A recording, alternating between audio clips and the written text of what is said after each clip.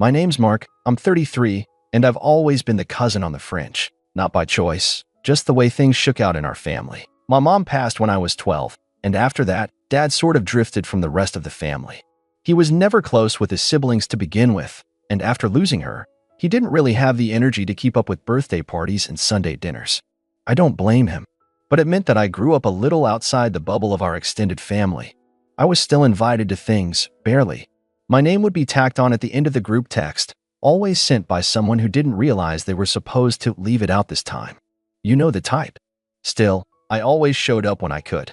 I'd bring a nice bottle of their favorite drink or a dessert from the bakery near my place that everyone raved about when it was someone else who brought it.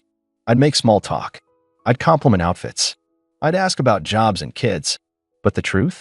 I was more like background noise, the family prop that wandered in and out of frame. So when I got an invite to my cousin Ava's engagement party, I was surprised. Genuinely. Ava's always been my Aunt Linda's golden girl, class president, Ivy League, picture-perfect fiancé named Bryce who works in finance and apparently does CrossFit in the mornings because he's disciplined like that.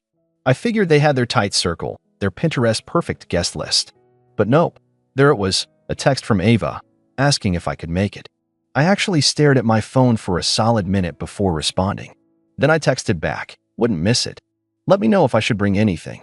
She replied with a thumbs-up emoji and a just bring yourself message, which felt warm, if a little rehearsed. I tried not to read too much into it. I spent the next week planning. I even got a new blazer, not fancy, just clean and fitted, something that said, "I'm proud of you," without trying too hard. I bought them a gift, a custom cutting board engraved with their names and engagement date, something practical but meaningful. Wrapped it up in silver paper with a white bow and everything. The venue was this semi-outdoor garden spot Ava had posted about on Instagram, fairy lights in the trees, white roses winding up wooden trellises. When I arrived, I could already hear the sound of glasses clinking and low music playing. People were mingling, laughing, hugging. I approached the check-in table. Yes, there was a check-in table where Ava's younger cousin from her dad's side, Mia, was holding a clipboard. She glanced at me, blinked like she wasn't expecting me, and then did this little awkward pause. "Oh, Mark, right. You're Linda's sister's kid." Yeah," I said, trying to keep it light. "I'm Ava's cousin, on my mom's side." She scribbled something quickly on the clipboard and handed me a name tag. "Just head down the path. Should be somewhere near the fountain area." The path wound through a row of trimmed hedges, and as I rounded the corner, I saw the setup. Rows of white chairs facing a small stage where Ava and Bryce were standing, waving at guests. Long tables were lined with white cloth, candles, and personalized place cards. A waiter walked by with mini crab cakes. Everyone looked like they stepped out of a catalog. I stood there for a moment, scanning the tables. That's when I heard it, my Aunt Linda's voice. Sharp, distinct. "Oh, we didn't think you'd actually show." I turned my head and there she was, standing with two other aunts and sipping something from a flute. She was looking right at me, eyes flicking from my face down to my shoes.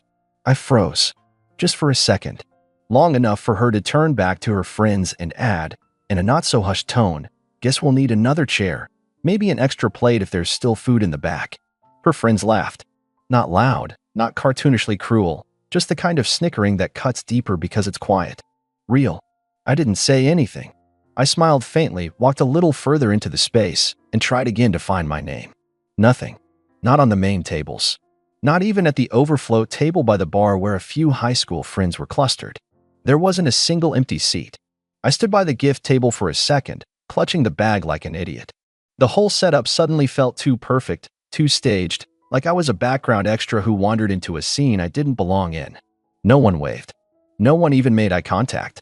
It wasn't that they were rude, just busy, laughing, drinking, being family. I placed the gift down gently and walked out. No drama. No speech. No accusations. Just me, walking back down that little path past the hedges, the music fading behind me. When I got to my car, I sat there for a while. Not crying, not fuming, just still. Tired, maybe. Not physically. Just tired of pretending like showing up would ever be enough. That night, I went to my buddy Eric's place. We grilled burgers, drank beer, and watched a movie we'd seen a dozen times before. At one point, his girlfriend asked, "Weren't you supposed to be at some fancy party?" I laughed. "Changed plans," I said. Before I went to bed, I posted a picture of the three of us on the couch, me holding a plate of fries, Eric flipping off the camera, and Jen making some ridiculous face, and I captioned it, "Grateful for the ones who actually want me around." I didn't tag anyone. No dramatic hashtags. Just that. The next morning, my phone was blowing up. Missed calls. Messages. Notifications. The first was from Ava. "Hey, are you okay?" Then Linda. "That post was totally unnecessary, Mark." Then Mia. "You made things really awkward, just for your information." And then a voicemail from my dad's brother, Uncle Tom, who never calls me. His message? "Look, I don't know what happened last night, but Linda's in one of her moods, and now there's talk about how you shamed the family online. Just maybe call someone and explain." I didn't respond. Not right away. Because the truth was, for the first time in a long time, I didn't feel like explaining myself. And that's when I realized this wasn't just about one party. It was about years of being treated like a footnote. Years of being tolerated instead of welcomed. Years of showing up and hoping that maybe, this time, someone would act like I belonged. But they never did. And now, maybe they'd finally know what that felt like. I didn't reply that morning. Or that afternoon. I left every message unread, every voicemail untouched. Not out of spite, though I'd be lying if I said it didn't feel a little satisfying, but because I needed to sit with it. With the silence. With the truth that maybe I didn't owe them anything anymore. That evening, I went for a walk. My apartment's in this quiet neighborhood near a small park. I left my phone on the counter and just wandered, hands in my jacket pockets, watching the wind shake loose petals from the blooming trees. And for once, I didn't feel like I had to perform being okay. I just was. When I got home, I finally opened my messages, not all of them, just Ava's. She'd sent 3 in a row. "Hey Mark, I'm so sorry about yesterday. I didn't know there wasn't a seat for you. I swear I asked Mia to add you to the table list. Please don't let Aunt Linda get in your head. She's just, you know how she is." It was nice. Sort of. But it still didn't sit right. Ava had always been the polished one, the golden niece, but also the one who avoided conflict like it was contagious. She'd always been kind to me in that passive, surface-level way. The kind where you smile in group photos but never actually check in. So I didn't respond right away. Instead, I opened the message from Aunt Linda, and I swear I heard her tone echo in my head as I read it. "Mark, I think it's incredibly rude that you would use social media to attack your family when we've always included you. Maybe next time, if you're feeling left out, you should speak up instead of trying to embarrass people publicly." I read that one 3 times, my jaw tightening more with every pass. The nerve of her acting like I was the one who'd ruined the night. Like I had just randomly invented the part where she looked me up and down and mocked me for even showing up. No apology. No acknowledgement. Just blame, as usual. I thought about responding. I even typed out a paragraph, something along the lines of, "Maybe if you didn't treat me like a stray dog who wandered in from the street, I wouldn't have to make any kind of post." But I deleted it. She wasn't worth the energy. The next few days were weird. My cousin Darren texted me a simple, "You good?" which was a surprise because we'd barely talked since he got married. My other cousin Elena messaged, "Saw your post." Honestly, I get it. A few of the younger cousins even followed me on Instagram, like I'd suddenly become interesting now that I stirred the pot. But what really threw me off was the call from Grandma. She rarely calls anymore. Her eyesight isn't what it used to be, and she gets flustered with her cell. But this time she did. I almost didn't pick up, thinking it was another guilt trip in the queue, but something told me to answer. Her voice was soft, a little raspy. "Hi, sweetheart," she said. "I saw the picture you posted." I held my breath. "Yeah." There was a pause. Then, "Good. I'm glad you were with people who made you smile." That hit me harder than I expected. Grandma was never the loudest in the room, but she saw things. Always had. And in that one sentence, I felt more validation than I had from the rest of the family in years. She didn't lecture me, didn't try to play peacekeeper, just said she understood. After we hung up, I thought about everything that had happened. The party, the messages, the fallout. And I started to see it for what it really was, not just a single snub, but the final straw in a long line of casual dismissals and quiet cruelty. I started gathering old photos that week. Not for revenge, not yet, but for clarity. I dug out pictures from when we were kids, me and Ava in matching sweaters at Christmas, me standing awkwardly on the edge of the family reunion group photo, half blocked by someone else's arm. I found pictures of my mom, too bright-eyed, laughing, her arm around Aunt Linda before everything got cold. And I found the ones from recent years, the ones where I wasn't in the photo, but I'd been the one taking it. The one holding the camera. The one behind the scenes, quietly included but never invited. I decided I was done being the ghost in the background. That Friday, Ava reached out again. This time with a call. I let it ring once before picking up. "Mark," she said, her voice quiet. "Hey, listen, I know you're upset. And I get it. I really do. But things are kind of tense right now. Aunt Linda's telling everyone you stormed out. That you made a scene. That you refused to sit where you were assigned. Which is just, I didn't have a seat. Ava," I said, calm but firm. "There wasn't a name card. There wasn't even a plate." She exhaled. I know. Mia admitted it. Said she forgot to print your name card because there wasn't room. I was so mad at her, but she's just a kid. And she's 23, I interrupted. She's a college grad, not a toddler. She didn't forget. She followed instructions. There was a pause. A long one. "I didn't mean for any of this to happen," Ava finally said. "I just wanted a perfect night.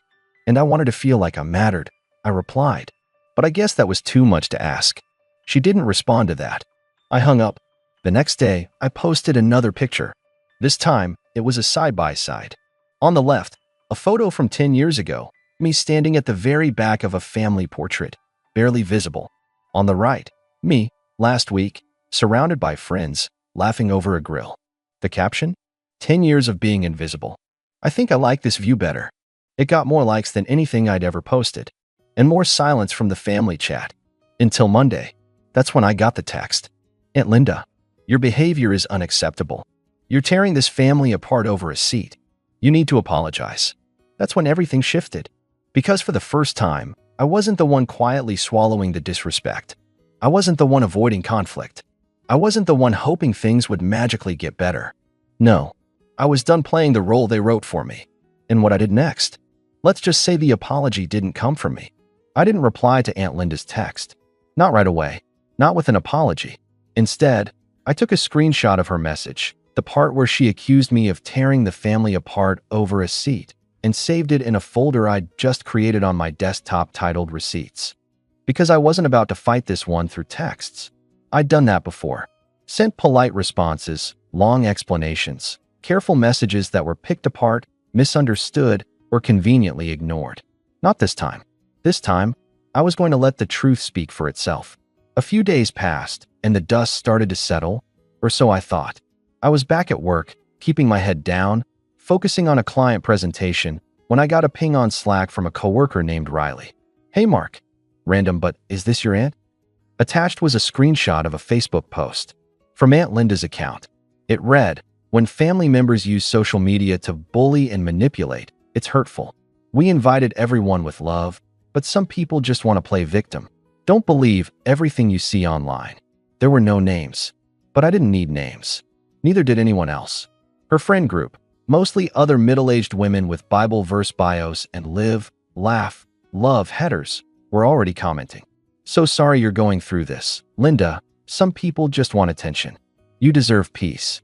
Don't let the negativity in." I didn't even know they followed me. But clearly, they'd seen the post I made. Maybe Ava showed them. Or maybe Linda had been lurking. Either way, she was twisting it, trying to get ahead of the narrative like I was the one dragging the family through the mud. I didn't reply to the post. Didn't comment. I just took another screenshot and added it to the receipts folder. Then I did something I hadn't done in years. I messaged Grandma. Not a text. A letter. I printed it, folded it neatly, and mailed it to her house. In my own handwriting. No sarcasm. No drama. Just the truth. I told her what happened. Step by step. From the moment I got the invite, to showing up and being told I wasn't expected, to quietly leaving without making a scene, to being blamed for publicly shaming the family for posting a photo with people who actually cared about me. I didn't ask for her to pick sides. I just said, "I know you've always tried to keep the peace. But peace shouldn't mean one person always has to eat the insult and smile through it." A week later, I got a reply. A handwritten note in return, in Grandma's cursive I could barely read without squinting. "You've never caused trouble, Mark. I see that now. I'm sorry I didn't see it sooner. You've always been there for us, even when no one was there for you. I love you, and I'm proud of you for standing up for yourself. Visit soon." I nearly cried reading it. But the real twist came not from Grandma, but from Ava. She texted me 2 days later. I didn't know she posted that. I'm so sorry. She's saying horrible things about you in the group chat. I didn't even know there was a family group chat I wasn't part of. Typical. She added. I told her to take it down. She refused. So I left the chat. And so did Elena. That was the first domino. Then Darren texted me. Then Elena. Then my second cousin Ben. They'd all seen Linda's post. They'd all heard her calling me ungrateful and dramatic. And for the first time, instead of laughing it off or ignoring it, people were pushing back. Not because I asked, but because the pattern had become too obvious to ignore. A few even unfriended Linda. That part wasn't supposed to matter, but it did. And then, a message from Ava again. Bryce and I are doing a small wedding. Just immediate family and a few close friends. I wanted to ask if you'd be willing to officiate. I read it 3 times. I thought about that night in the garden. Me standing at the edge of a perfect little world I'd never been invited into. And now, the girl at the center of it was asking me to stand at the front of her wedding? But before I could respond, the final bomb dropped. Aunt Linda called me. Not texted. Called. I stared at the screen for a long second, thumb hovering over decline. But then I picked up. Quietly. No hello. Just waited. She jumped right in. Mark, this has gone too far. Ava's wedding is being turned upside down because of your little social media tantrum. Do you realize how hard I worked to make that engagement party perfect? And you? What? You storm off, make some passive-aggressive post, and now I'm the villain. I let her rant. Let her fill the silence with her usual twisting of the truth. Then, calmly, I said, I didn't make you the villain. You did that all by yourself. She went quiet. For once. I added, you didn't expect me to show up. You didn't plan a seat for me. You didn't think twice about mocking me to my face. But you did expect me to smile and stay quiet. That's not going to happen anymore. Her voice sharpened. You're blowing this out of proportion. No, I replied. I'm putting it in proportion. After years of being treated like I don't matter. She didn't have a comeback for that. So I hung up. Not out of anger. Out of peace. A few hours later, Ava called again. I told her yes. I'd officiate. And I'd do it my way. With one condition. Linda would not be involved in the ceremony. Not in planning. Not in toasts. Not in seating. If that meant the wedding had one less person, so be it. And Ava? She said, without hesitation, done. But that wasn't the end. Because Linda wasn't going to take that sitting down. And the lengths she went to afterward? Let's just say she made one final move. And I made sure it was her last. She didn't take it well. After Ava agreed to keep her mom out of the wedding planning, things spiraled faster than anyone expected. Within hours, Linda had fired off a storm of messages to every relative with a smartphone. It wasn't just complaints anymore, it was full-on character assassination. She told people I was manipulating Ava, that I'd threatened to ruin the wedding, that I'd emotionally blackmailed my own grandmother. It would have been comical if it weren't so exhausting. But here's the thing about reputations, they don't crumble all at once. They crack slowly, like a dam, until the pressure is too much, and then collapse. People had been watching Linda for years. They'd seen her passive-aggressive comments, the favoritism, the little digs she made at anyone who didn't orbit her golden child. They noticed how she always took credit when things went right, and how quick she was to throw someone under the bus when they didn't. So when she started her smear campaign, the only people who really listened were the ones just like her. Everyone else? They backed off. Quietly. Unsubscribed from the drama. Some told her directly. Others just stopped responding. Even Ava's dad, Linda's own husband, texted Ava one night, I love your mother, but she's crossing lines. I support whatever you decide. By the end of the week, Linda wasn't just cut out of the wedding. She was fuming about being cut out of her image. Because that's what this was really about. Control. The show. The perception. And Ava, for once, wasn't playing along. I met with her and Bryce a month before the ceremony. They came over to my place, sat on my balcony with lemonade and chicken shawarma wraps, and told me they wanted the ceremony to be different. Personal. Honest. No fake fluff. No 20-minute sermons about commitment from someone no one had met before. We want someone who actually knows us, Ava said. Not someone who's just going to read a script. I blinked. Are you sure you want me? Ava smiled. Mark. I've spent my whole life watching you show up when no one else did. You never made a scene. You never demanded attention. But you saw people. And that's what this should be about. Not pomp. Just truth. I'd be lying if I said I didn't tear up. So I wrote the speech. Not all at once, bit by bit. I told stories about them. About when Ava sprained her ankle in middle school and Bryce brought her homework every day without being asked. About how they laughed like idiots over burnt pancakes one weekend and said it was the best meal they ever had. About how love isn't a spotlight, it's a campfire. Warm, steady, never asking for applause.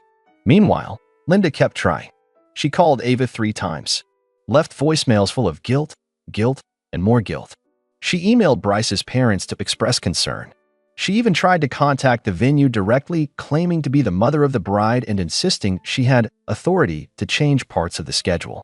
But Ava had already warned the venue, and her planner, and the photographer, everyone. If Linda showed up and caused trouble, she'd be escorted out. No exceptions. That's how serious Ava was. And then, the wedding day came. It was in a garden, much like the engagement party, but warmer, softer. There were strings of lights overhead, little lanterns in the trees, and chairs arranged in a crescent around a wooden arch that Ava and Bryce had built themselves. Grandma was in the front row, wearing a powder blue dress and a wide-brimmed hat, beaming like she was watching the sun rise for the first time. I stood at the front, hands folded, notes in my pocket, but I didn't need them. Ava walked down the aisle with no drama. No stage mom antics. Just music, tears, and Bryce waiting like she was his entire world. When it came time for the ceremony, I took a breath and started. Love, I said, is not loud. It's not a performance. It's not about centerpieces or social media posts. Love is quiet work. It's listening when it would be easier to talk. It's staying when it would be easier to leave. It's remembering the small things when no one else is watching.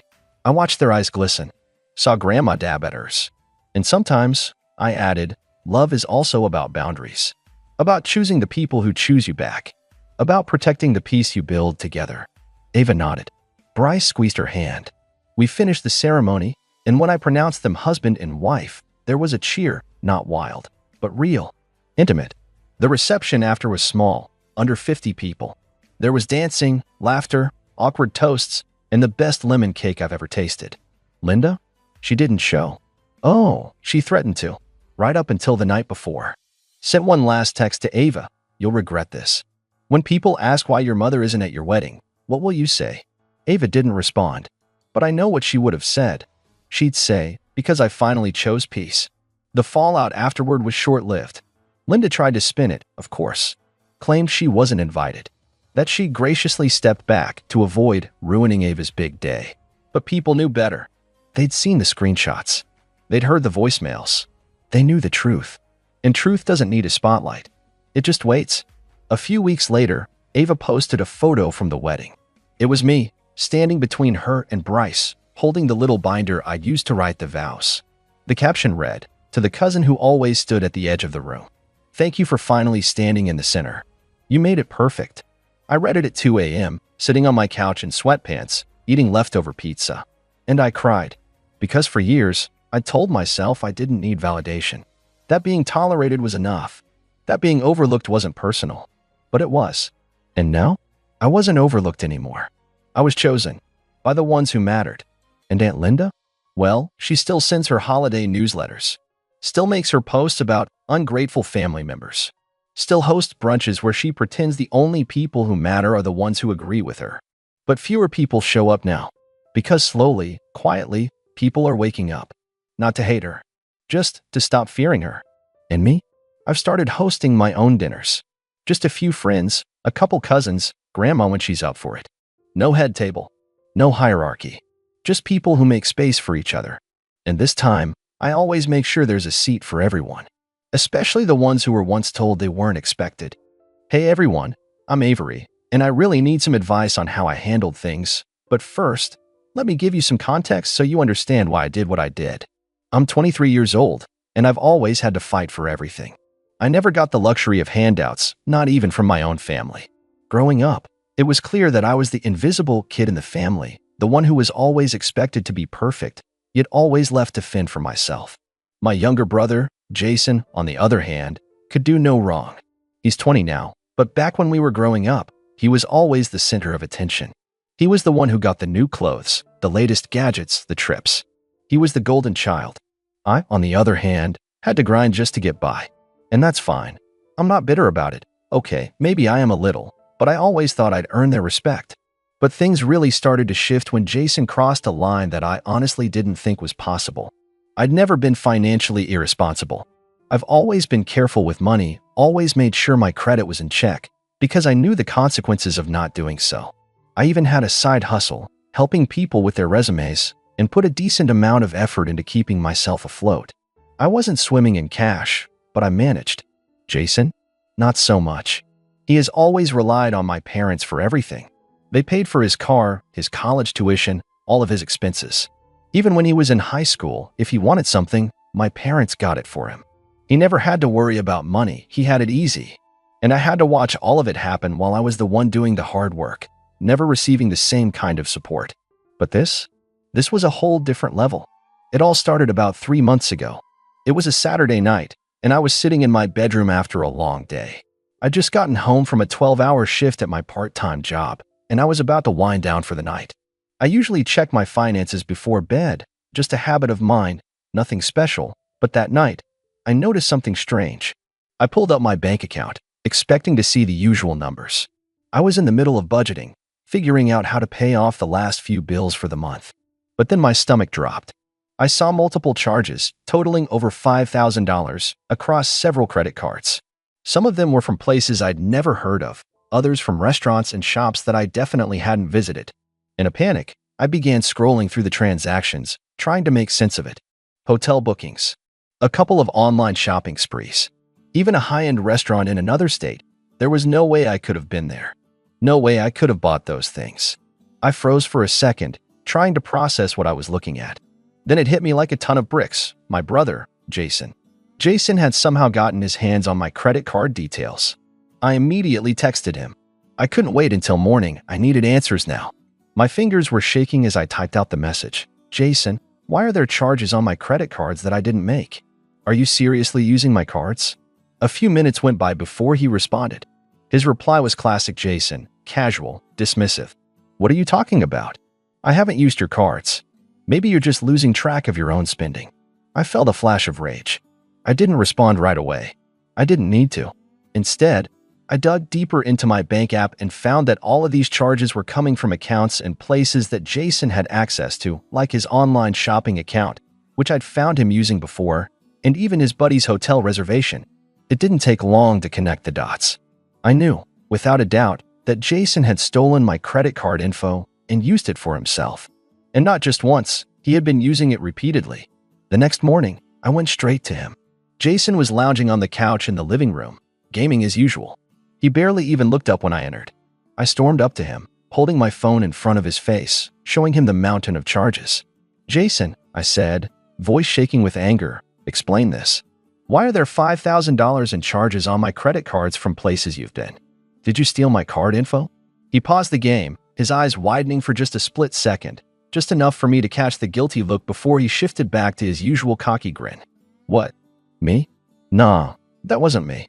You probably just didn't notice your own spending, Avery, he said with a shrug, trying to act casual. I was fuming. I felt my fist clench. Cut the crap. This is fraud.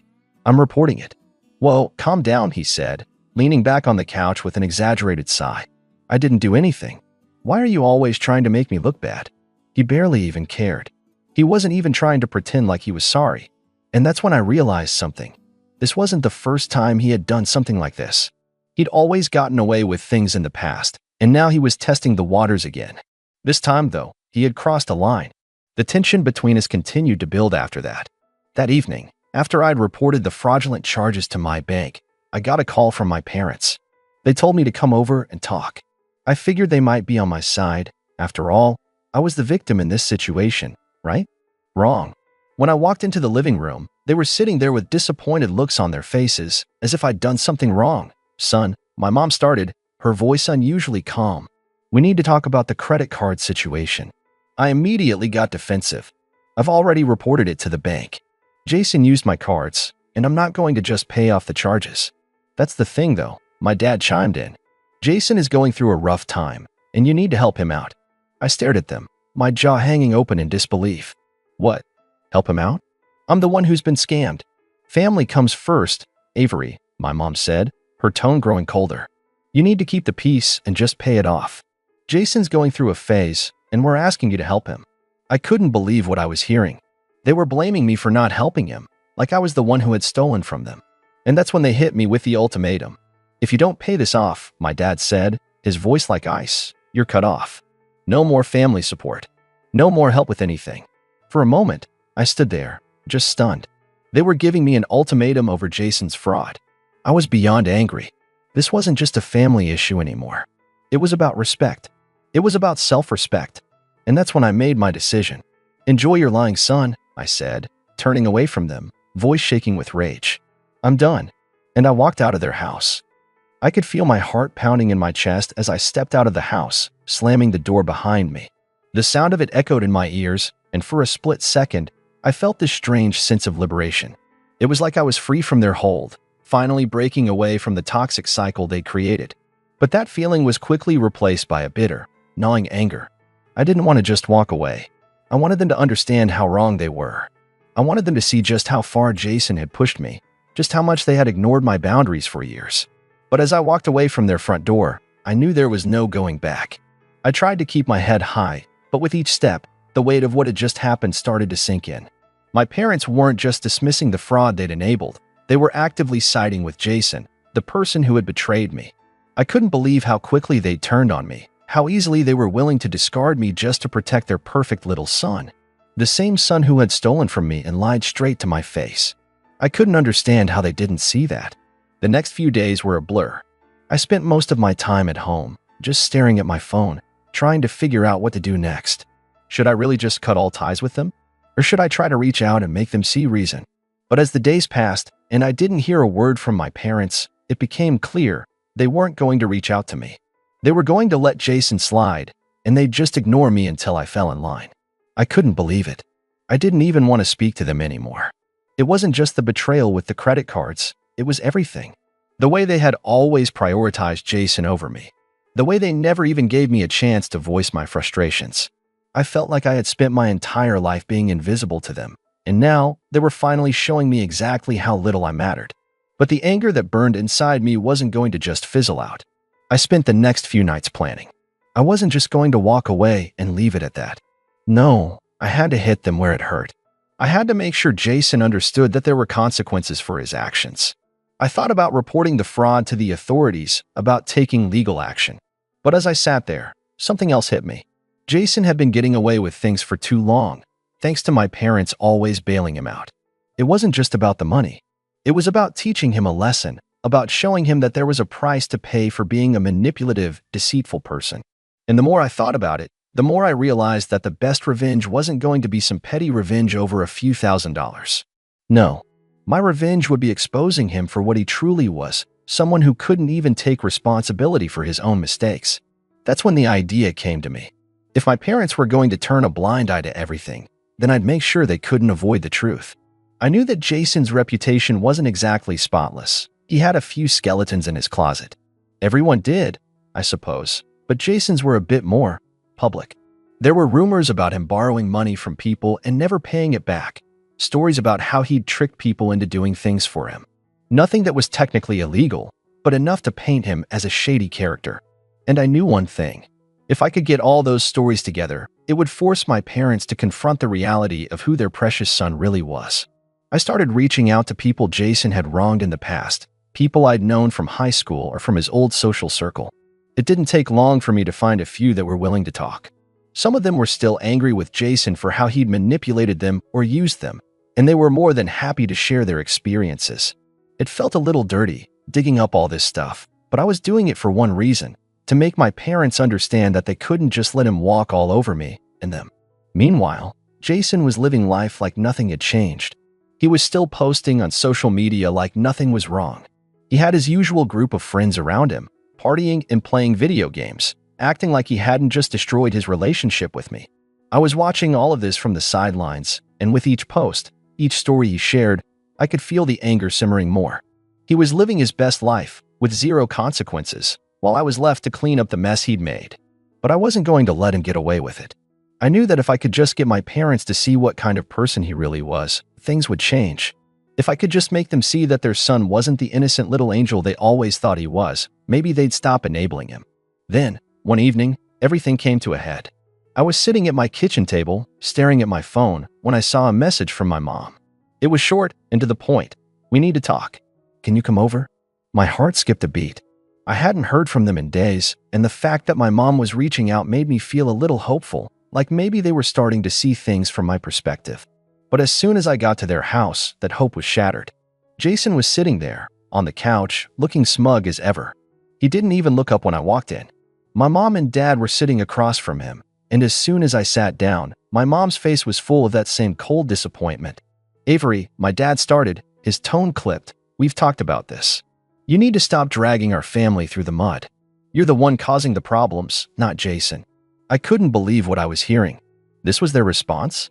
This was what they had to say after everything? I stood up, the anger rising in me again. "You have no idea what you're talking about," I snapped. "You're defending someone who's stolen from me, lied to me, and used me. And now, you're blaming me for the problems?" Jason just smirked. "You're just mad because I'm doing better than you, Avery.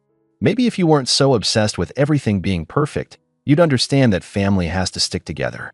That was it. Jason's smug grin was enough to make my blood boil. I could feel my fist clenching, my entire body vibrating with frustration. But I wasn't going to let him get the last word. Not this time. I took a deep breath, trying to steady myself. The anger was almost suffocating, but I had to stay calm. I had to make them see, really see, just how wrong they were. "You think I'm mad because you're doing better than me?" I said, my voice dangerously quiet. "You really believe that?" Jason's grin faltered, but only for a moment. He shifted uncomfortably in his seat, but there was still that air of superiority hanging around him.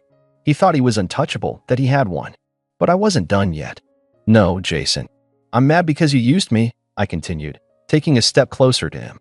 "You took advantage of me, and you didn't even blink an eye when you did it. You stole from me, my money, my future, and now you're sitting there pretending you're some kind of victim. But you know what?" I paused, glaring at my parents, their faces blank with disbelief.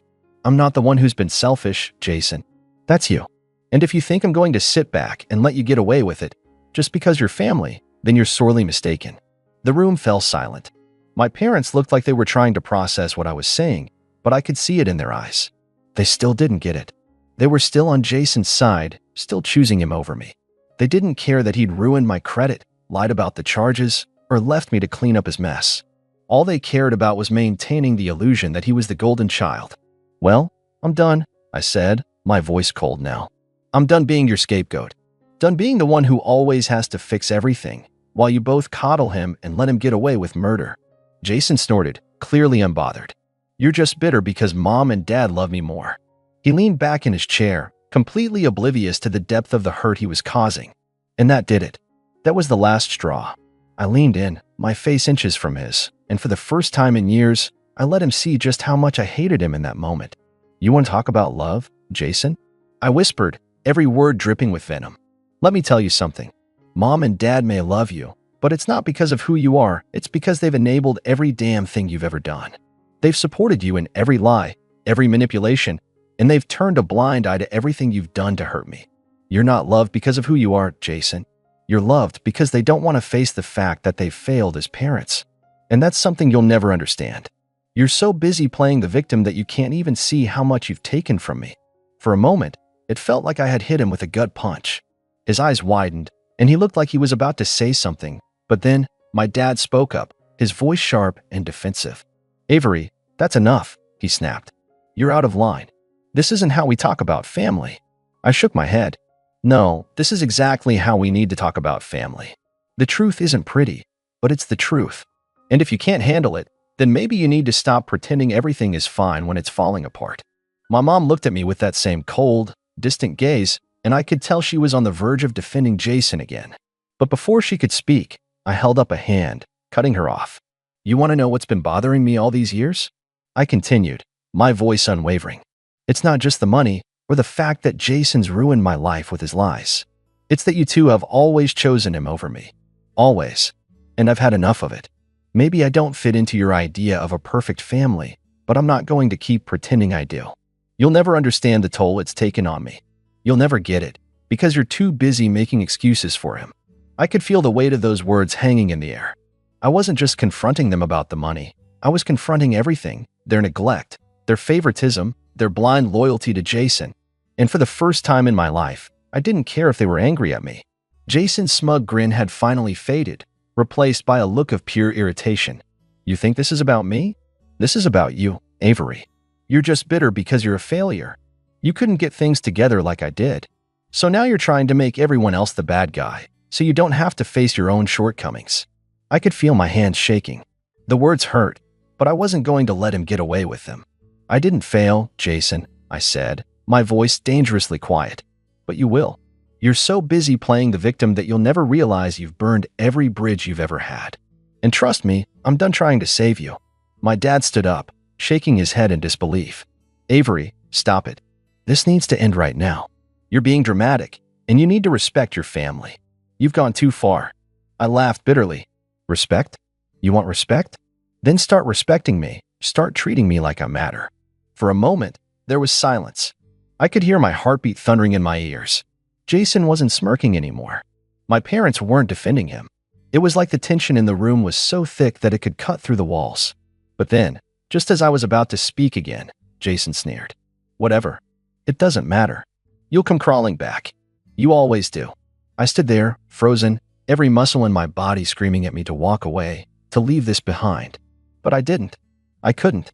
Instead, I looked at Jason one last time, shaking my head in disbelief. "I won't come crawling back, Jason. I'm done. And trust me, you'll regret it." And with that, I turned on my heel and walked out of their house for what I hoped would be the last time. It's been a few months now, and I've had more time to reflect on everything that happened. My life has slowly started to get back to normal, even better in some ways. But as for my family, well, let's just say that karma's a real thing, and it doesn't forget. The first thing I did after walking out of their house was get in touch with the credit card companies.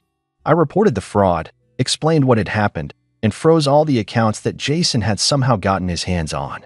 They were understanding, and I was able to clear my name. My credit score took a hit, but nothing like what it could have been if I hadn't acted so quickly. I was still angry, but more than that, I felt relieved.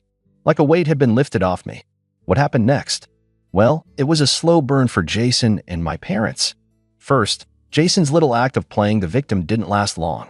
He had his shiny job, his perfect life, and his constant posts about his success on social media, his typical ego boost. But then, out of nowhere, his job started crumbling. They downsized, and guess who got laid off? That's right, Jason. No more cushy paycheck. No more free ride. What followed was even worse. It wasn't just the job loss, it was the lifestyle crash. Jason's expensive habits caught up with him. He was drowning in debt, and there was no way he could keep up with it. He tried asking my parents for help, but they were tired of bailing him out. They had been helping him for years, and now they were facing their own financial issues, mostly because they'd kept running up their own credit cards to keep Jason happy. It wasn't just the money, either. My parents started fighting more.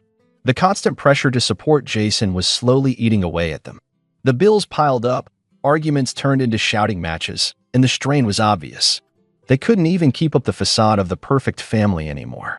I wasn't going to rub it in, but I couldn't help feeling a little satisfied watching their world implode. Maybe it was petty of me, but after everything I'd been through, I felt like they finally got a taste of the consequences of enabling Jason. As for me, well, I did a lot of growing during those months.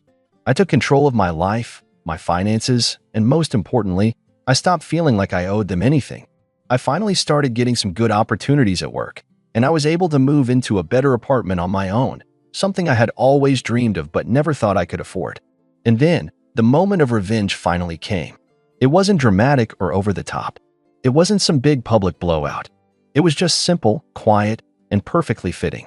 I got a call from a family friend who had somehow managed to stay in touch with my parents, even though I had completely cut them off. Turns out, Jason had tried to reach out to them for help again, but this time he was asking for more than money. He was asking them to co-sign a loan for him. He needed a big lump sum to pay off his mounting debt.